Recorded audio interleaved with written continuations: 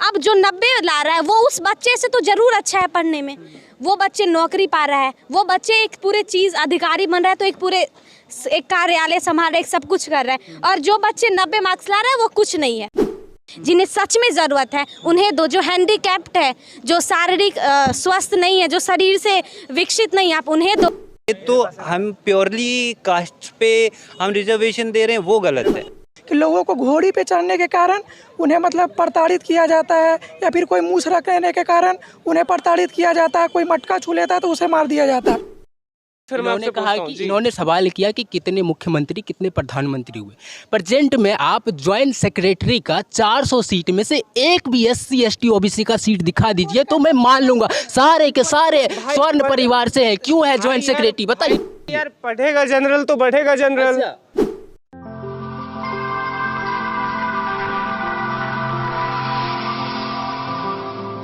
नमस्कार, आप देख रहे हैं फिडल भारत और मेरा नाम है क्षितेश। इस वक्त हमारी मौजूदगी है नोएडा में।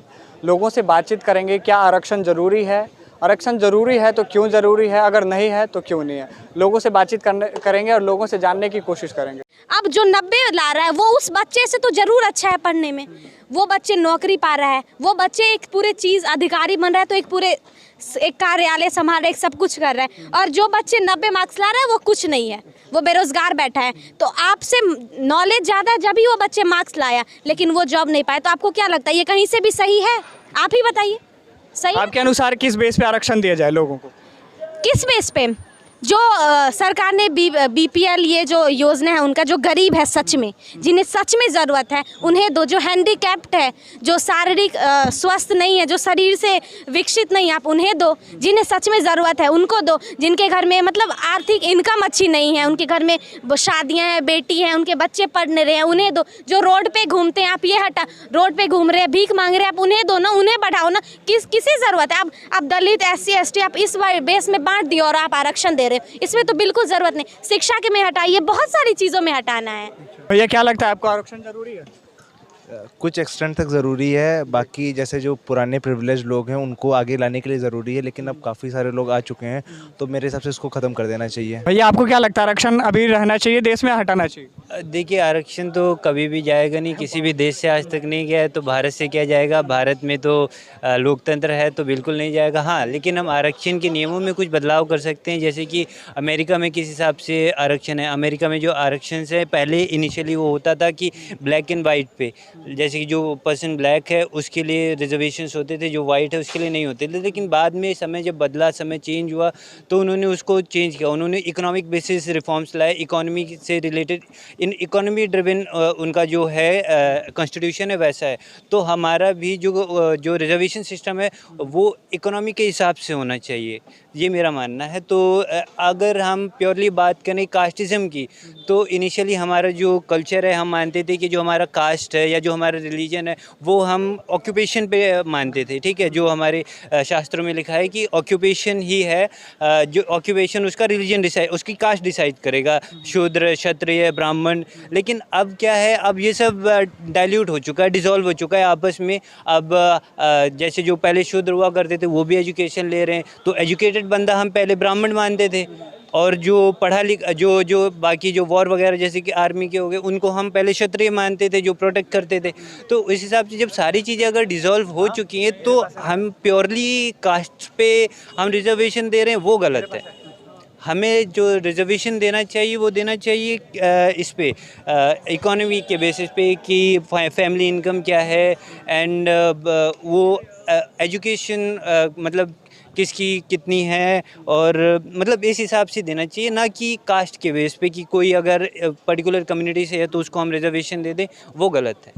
शिक्षा में आरक्षण होना चाहिए या नहीं होना चाहिए? शिक्षा में आरक्षण भी सही है कुछ हिसाब तक, मतलब उसमें वही आरक्षण सेम बात है, चाहे नौकरी में हो, चाहे शिक्षा में हो, चाहे किसी भी चीज़ में हो आरक्षण। हाँ, जो वो इसीलिए होता है ताकि हम इक्वालिटी को मतलब इस्टेब्लिश कर सकें।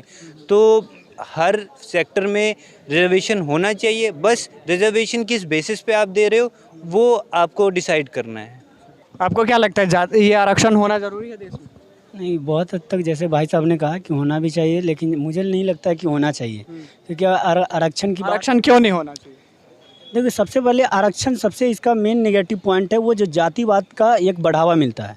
जैसे अगर आज आप समाज में देखो तो जैसे कास्ट के बेस पे लोग जैसे कोई निचला कास्ट का एसटी है या उससे है तो कोई भी ऐसा क्राइम भी कर लेता है क्योंकि गवर्नमेंट उसका सारा केस हैंडल कर रहा है। तो ये जो उच्च कास्ट के लोग हैं उनको ये जातिवाद का बढ़ावा मिलता है निचले कास्ट वाले को। तो मेरे हिसाब से ये नहीं होना चाहिए। जहाँ तक बात है आरक्षण का तो वो दो पहलू में सही है मेरे अकॉर्डिंग कि एक सामाजिक तौर पे, दूसरा राजनीतिक तौर पे। क्योंकि आज अगर पार्लियामेंट की बात कर लो तो जो निचले कास्ट से है वहाँ पे बहुत कम लोग हैं। वो अपने लोगों को रिप्रेजेंट कैसे करेंगे जब तक वहाँ उसके मेंबर असेंबली नहीं होंगे, जब तक वो अपने कम्युनिटी को प्रेजेंट नहीं कर पाएंगे कि क्या चल रहा है। तो वहाँ पे राजनीतिक में होना चाहिए। सामाजिक में भी बहुत हद तक देखा गया है कि जैसे कोई निचला तबका का है जो चाहे वो किसी भी रिलीजन में हो, निचला तबका का है तो उसको थोड़ा सा दबाया जाता है कि वो ये नहीं करेगा तो समाज से काट दिया जाएगा, उससे समाज से अलग कर दिया जाएगा। मैटर नहीं करता वो फाइनेंशियल कितना स्ट्रांग है, बट ऐसा देखने को मिलता है, बहुत सारे केसेस आते हैं ऐसा। तो सामाजिक और राजनीतिक तौर पे आरक्षण मेरे हिसाब से ठीक है। बाकी एजुकेशन इस सब में आरक्षण बिल्कुल होना ही नहीं चाहिए। इसमें आरक्षण जो भी है इसमें क्या बदलाव किया जा सकता है अभी आपके अनुसार? बिल्कुल, जैसे मेरे अकॉर्डिंग अगर देखा जाए थोड़ा सा जैसे कि कास्ट बेस को हटा दिया जाए। जैसे उन्होंने भाई साहब ने काफ़ी अच्छा बोला कि जैसे अमेरिका में जो पहले रिजर्वेशन था अब उन्हें इम्प्लीमेंट संशोधन किया उसमें थोड़ा सा कि अब इकोनॉमिक बेस पे वो चीज़ को, जैसे हालांकि यहाँ बीपीएल पे बेस पे चलता है कुछ, जैसे 49.5% आरक्षण जो साफ निचले तबका के लोग हैं उनको ये दिया जाता है। तो उसमें भी ये चीज़ एक गवर्नमेंट का सर्वे होना चाहिए कि वो इकोनॉमिकल कितना स्ट्रांग है वो इंसान या कितना पुअर है इकोनॉमिकल, उस बेस पे अगर उसको मिल रहा है तो वो ठीक है। अदरवाइज ऐसे वो किसी भी कम्युनिटी से हो, जात से हो, अगर फाइनेंशियल स्ट्रांग है तो बिल्कुल नहीं मिलना चाहिए। आपको क्या लगता है आरक्षण जरूरी है देश में? देखा जाए तो भारत देश में आरक्षण बहुत ज़रूरी है क्योंकि भारत में जाति अभी भी मतलब चल रही है। जैसे लोग कहते हैं ना कि जातियाँ मतलब पुराने काल में चलती थी लेकिन जाति अभी भी एग्जिस्ट करती है, इसलिए आरक्षण ज़रूरी है। आपको नहीं लगता कि पहले से चीज़ें अब बदल गई हैं, अब आरक्षण में परिवर्तन लाना चाहिए, एजुकेशन सेक्टर से आरक्षण को हटा देना चाहिए? जैसे देखिए चीज़ें तो बदल गई है लेकिन अभी भी देखा जाए तो लोगों को जाति के आधार पर ऊंच नीच का सामना करना या समाज में उनका शोषण करना अभी भी जारी है। अभी भी कुछ घटनाएं देख सकते हैं कि लोगों को घोड़ी पे चढ़ने के कारण उन्हें मतलब प्रताड़ित किया जाता है या फिर कोई मूछ रखने के कारण उन्हें प्रताड़ित किया जाता है, कोई मटका छू लेता है तो उसे मार दिया जाता है। हम इससे बिल्कुल भी नहीं नकार सकते हैं कि भारत में जाति एग्जिस्ट नहीं करती है। नहीं तो इसका मतलब ये थोड़ी है कि अगर कोई चीज़ को घोड़ी से उतार दिया जाता है या कुछ घटना पर्टिकुलर घटना हो रहा है, इसका मतलब ये थोड़ी है कि तुम एजुकेशन में रिजर्वेशन लो, 60% ला के तुम ये अच्छे जॉब पा लो, 90% वाले एडमिशन ना ले पाए। इसका मतलब ये बिल्कुल नहीं है। उसके लिए कानून व्यवस्था, कानून का हेल्प लीजिए आप।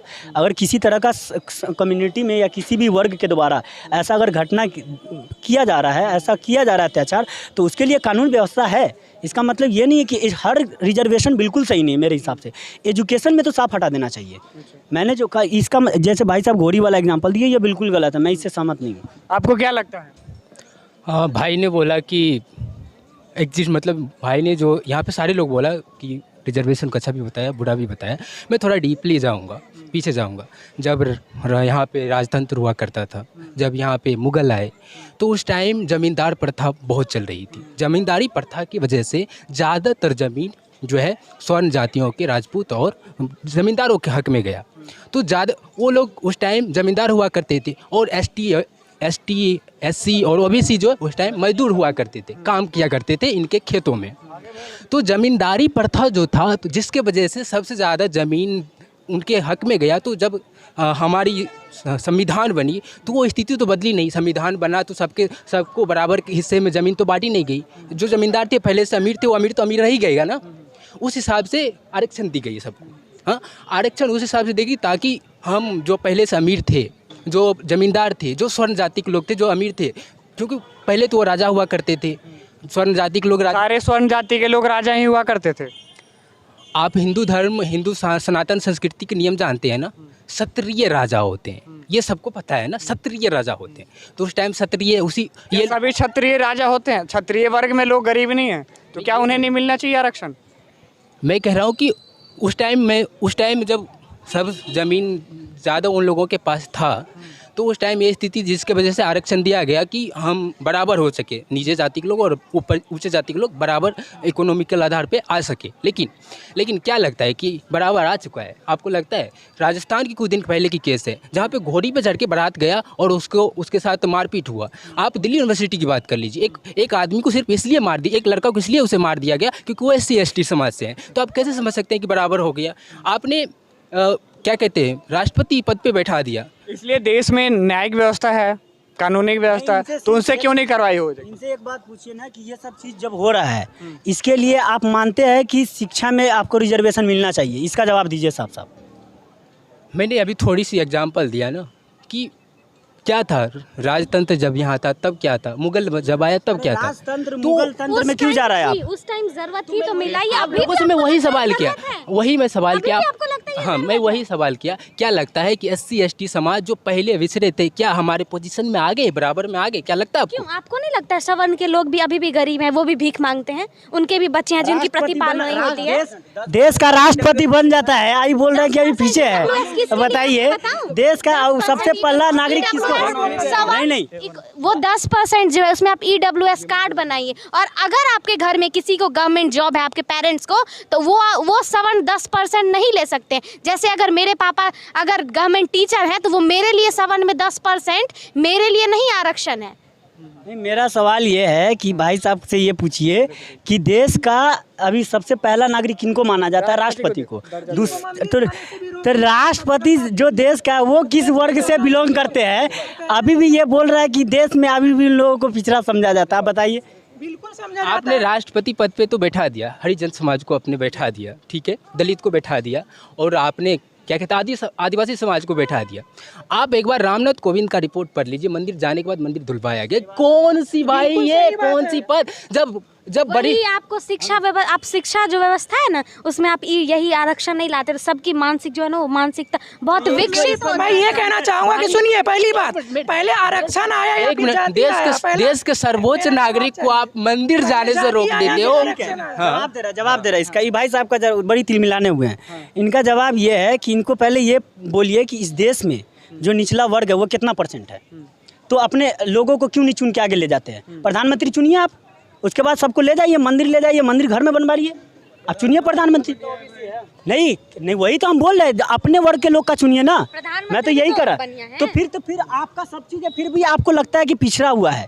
क्यों? ऐसा एक दो घटना के हिसाब से बता रहा हूँ। मेरा सिंपल आपत्ति इस बातों से है कि एजुकेशन में बिल्कुल नहीं देना चाहिए। इस बात से इनको बोलिए एजुकेशन में क्यों लेते हैं, एजुकेशन में होना चाहिए कि नहीं होना चाहिए, इसका साफ साफ जवाब दीजिए। एजुकेशन में आप कहते नहीं मिलना चाहिए, एजुकेशन में हम आरक्षण से हमको क्या मदद मिलती है कि एडमिशन हो जाती है, पढ़ाई तो सबको साथ में मिलती है भाई। आपको मिल जाता है IIT कॉलेज, हाँ, लेकिन नॉर्मल जो आपसे अच्छे स्टूडेंट है 70%, 75%, 80% लाकर वो बेचारे नीचे रह जाते हैं, उनका एडमिशन नहीं होता है। अब क्या बात कर रहे हैं आप? 1000 रुपए कहाँ 750, कहाँ 150 रुपए फॉर्म भरने। हर चीज में तो आप पहले से ही असमानता दे रहे हो, और बाद में आप पहले से ही बदल रहे हो लोगों को अलग की दूसरे पैमाने, एक पैमाने में ये रहो, एक पैमाने, और बाद में कहोगे कि नहीं वो जातिवाद दिखा रहा है, वो हमें अलग कर रहा है, हमें वो पहले से ही आप सामाजिक अवधारणा बना रहे हो, पहले से मानसिक बना रहे हो। नहीं, ऊंचे कास्ट है ये इतना देगा, नीचे का तो वो बाद में विकसित हो। पहली बात है ना, एजुकेशन में आप शुरू से ही ये चीज़ हटा दो, लोगों की मानसिकता विकसित होगी, ये होगी ही नहीं। आप क्या कहना चाहते हैं? देखिए, मैं SC/ST से बिलोंग करता हूँ, तो मैंने अदर सेक्टर में जो रिजर्वेशन है सही है, लेकिन एजुकेशन सेक्टर में नहीं होनी चाहिए। क्योंकि अगर SC/ST के लोग एजुकेशन सेक्टर में अगर रिजर्वेशन मिलेगी, अगर 60% वाले को ST/ST को अगर होती है, OBC वाले को होती है, अगर एजुकेशन सेक्टर में एडमिशन होती है कोई भी IIT में, तो मेरा कहने का मतलब तात्पर्य है कि जो भी अगर जनरल लोग के अगर 90% लाकर भी एडमिशन नहीं होती है, तो कहने में एजुकेशन सेक्टर में रिजर्वेशन नहीं होनी चाहिए। क्योंकि अगर 60% वाला कल इंजीनियर बनते हैं, जिस तरह अगर बिहार में पुल गिरी उसी तरह गिरते रहेंगे और जाते रहेगी। और कहने का मतलब हम भी खुद ST से बिलोंग करने की वजह से मैं भी यही सोचता हूँ कि अगर जो भी SC/ST का लोग जितने भी है सबसे पहले शिक्षित हो। अगर जिस तरह का अगर मेरे जो भी तबके के लोग हैं पहले शिक्षित हो जाएंगे तो खुद पे हर चीज़ में अपने आप में आत्मनिर्भर बन सकते हैं। अगर मेरा सबसे पहले कि सरकार को सबसे पहले SC/ST के अंदर जो एजुकेशन सेक्टर उसमें रिजर्वेशन हटानी चाहिए, क्योंकि अपने आप को डेवलप करे और आत्मनिर्भर बने। ये हमें करने का आरक्षण के आधार पे आप SC ST से हो, मैं नहीं हूँ, मैं OBC से हूँ। आरक्षण के आधार पे बच्चों को एडमिशन मिलती है, पढ़ाई समानता होती है सबको, सिर्फ एडमिशन मिलती है। अगर वहाँ से अच्छी इंजीनियर नहीं बनती है तो वो कहाँ से आ गई भाई, वो क्वालिटी कहाँ से आ गई? वो तो आती है, सिर्फ एडमिशन नहीं, जॉब में भी आती है। क्या विद्या के मंदिर में भेदभाव होता है शिक्षा में? जाते हैं तो भाई जॉब में भी मिलता है भाई कॉलेज सारे बच्चे को एक जैसे एक्सपोर्ट करते हैं ना, सारे बच्चे को एक जैसे सेम शिक्षा मिलता है ना। सीधा सीधा ये चीज लिखा है, सीधा सीधा ये लिखा है सीधा सीधा ये लिखा है भारत सरकार अधिनियम में 1935 के तहत सीधा सीधा लिखा है कि दलित वर्ग के कल्याण के लिए आरक्षण लाया गया। उसमें सीधा सीधा ये मेंशन है, भारत सरकार अधिनियम 1935 के तहत ये सीधा सीधा मेंशन है। VR अम्बेडकर उसकी अध्यक्षता ले रहे थे, उसमें सीधा सीधा आरक्षण का मेंशन है कि दलित वर्ग के कल्याण के लिए आरक्षण दिया गया। और लोगों पहले से चीजें परिवर्तन नहीं हो चुकी हैं जो अब आरक्षण को कल्याण के लिए भी जरूरत ही नहीं है, सिर्फ और सिर्फ दलित आप लोग जो है आरक्षण को लेकर इतना आरक्षण क्यों मिला आप लोग वो नहीं देखते हैं। उसको आरक्षण क्या क्या झेलना पड़ा, ये देश में आरक्षण की जरूरत थी तब आरक्षण मिला, लेकिन अभी परिवर्तन बहुत सारी चीजें हो चुकी हैं। तो एजुकेशन सेक्टर में ही आरक्षण क्यों, एजुकेशन सेक्टर से हटके बाकी अन्य सेक्टरों में आरक्षण क्यों ना रखा जाए? आपको नहीं लगता है कि आगे अगर दुनिया को आगे बढ़ाना है तो शिक्षित करना पड़ेगा, एजुकेट करना पड़ेगा। तो आप एजुकेशन में ही अगर उसे आरक्षण नहीं दे तो क्या फायदा आरक्षण का? आरक्षण तो मुझे एजुकेशन में चाहिए ना। आपको फायदा ही लेनी है, मतलब आरक्षण आपको इसलिए चाहिए कि फायदा मिले आपको। मतलब आप पहले आरक्षण आया क्योंकि सब वर्ग को, सब जाति को एक समान होना चाहिए। अब आपको फायदा के लिए आरक्षण चाहिए, हर चीज में आपको आरक्षण ही चाहिए। आपको क्या लगता है आरक्षण होना जरूरी है एजुकेशन सेक्टर में? मुझे लगता है किसी सेक्टर में नहीं होना चाहिए, और होना चाहिए तो हर सेक्टर में होना चाहिए, हर चीज़ में होना चाहिए, लेकिन कास्टिज्म के तौर पर नहीं होना चाहिए। क्या जनरल जो लोग हैं, सवर्ण जो व्यक्ति है, वो मजबूर नहीं है, वो परेशान नहीं है। अभी कुछ देर पहले भाई साहब एक डेटा दे रहे थे हादसे के बारे में और मंदिर के बारे में, कह रहे थे कि वहाँ मुख्यमंत्री को, राष्ट्रपति को ले जाने में प्रॉब्लम हुई और उन्होंने ऐसा कर दिया। ठीक, मैं जानना चाहता हूँ कि देश में कितने ब्राह्मण राष्ट्रपति हुए हैं या कितने सवर्ण राष्ट्रपति हुए हैं, देश में कितने सवर्ण प्रधानमंत्री हुए हैं, ठीक है, देश के कितने राज्यों में सवर्ण मुख्यमंत्री हैं। ठीक, ये चीज़ें जानने के बाद भी आपको समझ में नहीं आएगी चीज़ें। ठीक, अब मैं क्लियर करता हूँ एक बात। हाँ ठीक है, आप जवाब दीजिए फिर मैं आपसे पूछता हूँ। इन्होंने सवाल किया कि कितने मुख्यमंत्री, कितने प्रधानमंत्री हुए।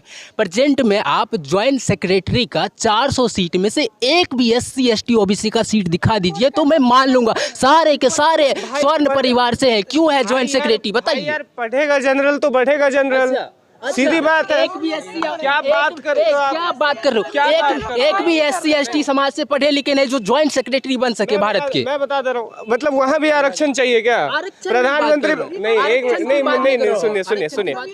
तो मेरिट्स, एक आप मानते हैं कि ज्वाइंट सेक्रेटरी के पोस्ट पर कोई मेरिट से जाता होगा? मानते हैं आप? अब अगर उस जगह पर कोई ब्राह्मण बैठा है तो क्या आप उसे उखाड़ कर फेंक दीजिएगा, दलित को बिठा दीजिएगा? कैसे बिठाएंगे?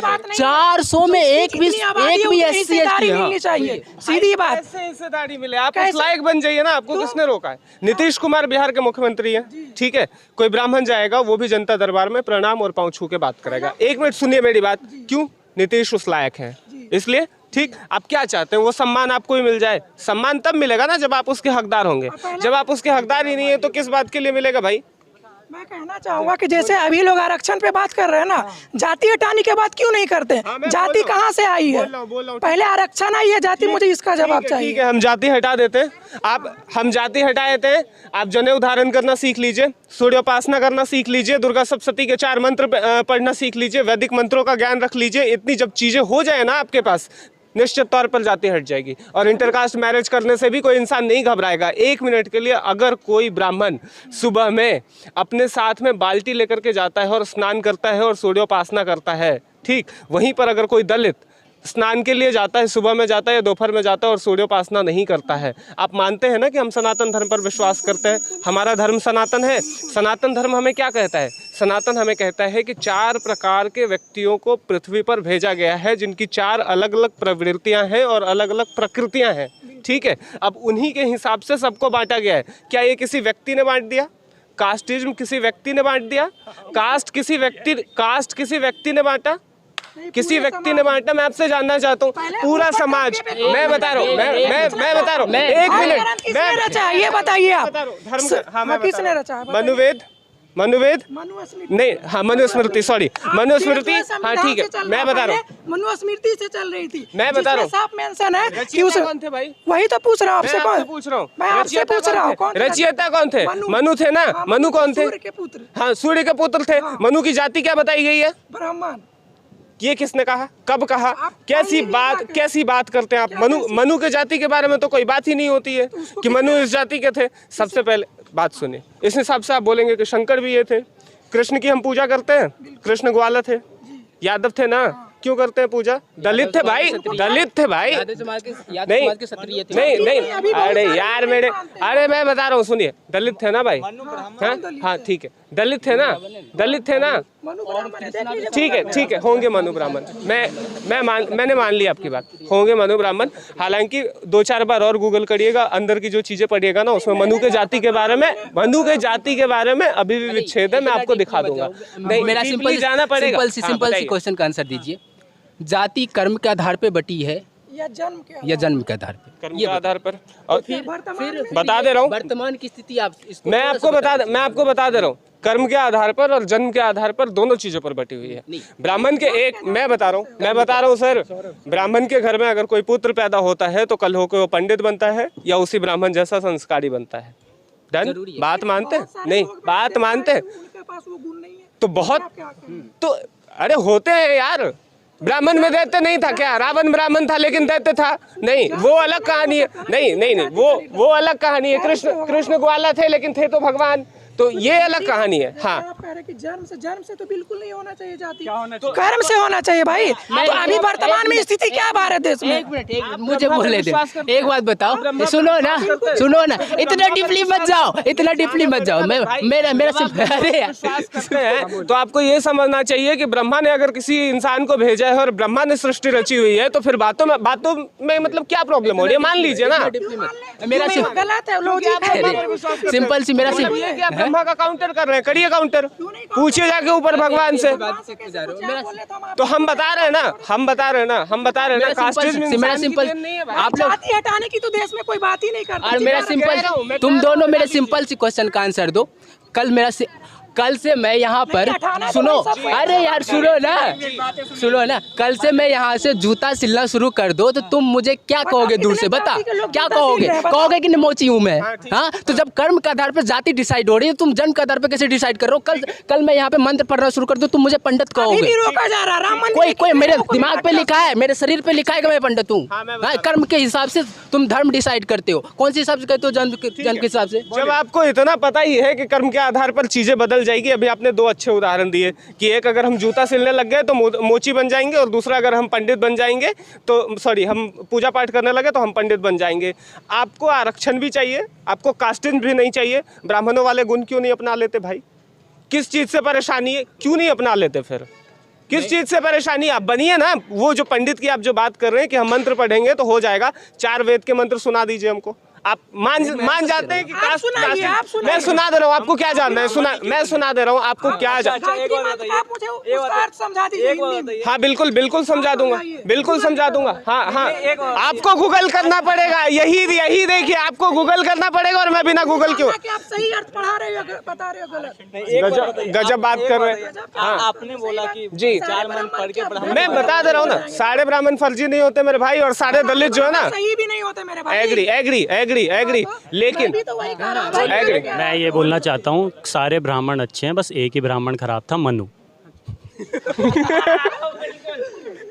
आप क्या कहेंगे? ठीक है, मैं कहता हूँ कि चीज़ें देखिए, आरक्षण की जहाँ तक बात आती है ना, सबसे पहले आरक्षण को हटाना जरूरी है। दूसरी बात, जो ये लोग इंटरकास्ट कहते चिल्ला रहे हैं, सरकार आज के समय में क्या कर रही है? अगर इंटरकास्ट किसी की बेटी शादी कर रही है किसी लड़के से, किसी सवर्ण लड़के से, या कोई सवर्ण लड़का दलित परिवार की लड़की से शादी कर रहा है, सरकार उसे प्रोत्साहन के तौर पर भीमराव अंबेडकर फाउंडेशन की तरफ से 4 से 5 लाख रुपए देती है। क्या किसी सवर्ण ने उस बात का विरोध किया? नहीं किया। ठीक है, नहीं किया ना, नहीं किया। क्यों नहीं किया? क्योंकि हमारी चाहत है कि हम आपके परिवार को आगे बढ़ा दें। ठीक, हमने कभी नहीं रोका। इस बात का आपका समर्थन करो, लेकिन हम जानना चाहेंगे जब सभी लोग अलग अलग समुदाय से आते हैं, लेकिन समाज में क्या ये चीज़ एक्सेप्टेबल है? लोग अगर कोई शादी करके लाता तो उस बेटे को या बेटी को घर से बाहर निकाल दिया जाता है या फिर उसका दाह संस्कार कर दिया जाता है। ये इस देश की, भारत की सच्चाई, वर्तमान की स्थिति। बोलिए, सिर्फ कानून बना देने से तो नहीं हो जाएगा ना? बहुत सारी जगहों पर ऐसा नहीं किया जाता है। बहुत सारे परिवार, मेजोरिटी में ये चीज बहुत सारे परिवार ऐसे हैं जो आज भी इसका समर्थन करते हैं। बहुत सारे परिवार ऐसे भी हैं जो खंडन भी करते हैं। लेकिन ज्यादातर लोग खंडन ही करने वाले हैं, देश को तोड़ने ही वाले हैं। एक बात मैं बताता हूँ, आप जिस भी जाति से आते होंगे ना, आपके ही परिवार में अगर आपकी जाति से नीची जाति का कोई व्यक्ति अगर किसी लड़की को ब्याह लेके आ जाए, लड़का को ब्याह लेके आ जाए, आपकी बहन किसी लड़के से ब्याह ले या आप किसी लड़की से ब्याह लेना, आपके परिवार वाले खुद एक्सेप्ट नहीं करेंगे। ठीक, तो मैं बता रहा हूँ, नहीं तो मैं बता रहा हूँ ना, आप SC ST OBC पर सीधे पीछे की ओर ही बढ़ते जाए ना। आप सीधे डायरेक्ट सवर्ण को काउंटर क्यों कर रहे हैं इन चीजों के लिए? सवर्ण कब कहता है? एक बात बताइए, घर में बड़े कौन होते हैं? घर में सबसे बड़े कौन होते हैं? पेरेंट्स होते हैं। समाज में सबसे, मतलब अगर आप मानते हैं तो नहीं मानते। वर्तमान मुद्दे पे आइए ना, वर्तमान मुद्दे पे मुद्दे से भटकिए, मुद्दे से मानते हैं तो आपको ये मान लेना चाहिए कि हाँ ब्राह्मण है, ब्राह्मण देवता है या नहीं। देवता कैसे मान लेंगे भाई? कर्म से बनता है तो जन, तो वही तो मानते हैं, तो वही तो प्रॉब्लम है ना। ऐसा तो नहीं है कि आज मतलब अचानक से। एक बात बताइए, आप हमें एक बात बताइए, आपको जाति भी चाहिए, ठीक है, आरक्षण भी चाहिए, लेकिन अगर जातिवाद अगर कोई टिप्पणी कर दे तो आपको बुरा लग जाता है, ऐसा क्यों? में है ही क्या प्रॉब्लम? एक मिनट सुनिए ना, रामविलास पासवान का बेटा है तो दलित ही, लालू यादव का बेटा है तो दलित ही, जीतन, अरे सुनिए ना, OBC SC ST यही है ना मेरे भाई। जीतन राम मांझी का बेटा है यही, ठीक है। इसके अलावा देश के तमाम नेताओं का परिवार और तमाम नेताओं का बेटा राजशाही शासन भोग रहा है। हाँ, कई ब्राह्मणों को भी वो चीजें नसीब नहीं हो रही है। क्या कहिएगा फिर? क्या है ये? ये बता दीजिए, आप डाटा निकाल के देख लीजिए, चाहे कांग्रेस पार्टी हो, बीजेपी पार्टी। लेकिन सबसे अधिक बहुमत आप लोगों की है। फिर बहुमत ही, लेकिन पहले अगर देखा जाए तो लोगों को रोका भी तो जाता था, चाहे शिक्षा से वंचित किया गया था। क्या वर्तमान में भी दलितों का शोषण हो रहा है देश में? से वंचित किया अभी कुछ भीमराव अम्बेडकर को, जिस अम्बेडकर को ब्राह्मण परिवार ने पढ़ा दिया, ठीक है, शिक्षा से वंचित कर दिया गया उसी भीमराव अम्बेडकर को। और सुनिए, और एक मिनट सुनिए, और उसी भीमराव अम्बेडकर ने संविधान बनाया, और उस संविधान को मानने वाले ये 3% लोग, 18% सवर्ण, 3% ब्राह्मण और 15% और सवर्ण, 18% सवर्ण थे। ठीक, आज तक वो चीजें मानी जा रही है। आपने कब सुना है कि आरक्षण के अगेंस्ट में कोई व्यक्ति जाके बोल रहा हो संसद में? नहीं बोलता ना। आप कास्ट के अगेंस्ट में पहुंच जाते हैं। और हाँ, सच में एक मिनट के लिए, अगर कहीं कोई ब्रिज टूट रहा है, सुनिए मेरी बात, कहीं कोई ब्रिज टूट रहा है, मान लीजिए मेरे से बेहतर आप हैं, आपकी जाति भले ही मेरे से बेहतर हो या बुरी हो, ठीक, अगर आप कोई काम मेरे से अच्छा कर सकते हैं, आप करिए, क्योंकि दावेदार आप हैं, चाहे आप कोई भी कास्ट से आते हैं। अगर आप नहीं कर पाएंगे वो चीज़ें, मैं करता हूँ, क्योंकि आपसे शायद हो सकता है कि मैं कुछ हद तक बेहतर आऊँ। अगर मेरे से वो चीज़ें गड़बड़ हो जाती है और मैं आपसे कम हूँ, हाँ, तो नुकसान इसका किसको भोगना पड़ेगा? मुझे भी भोगना पड़ सकता है।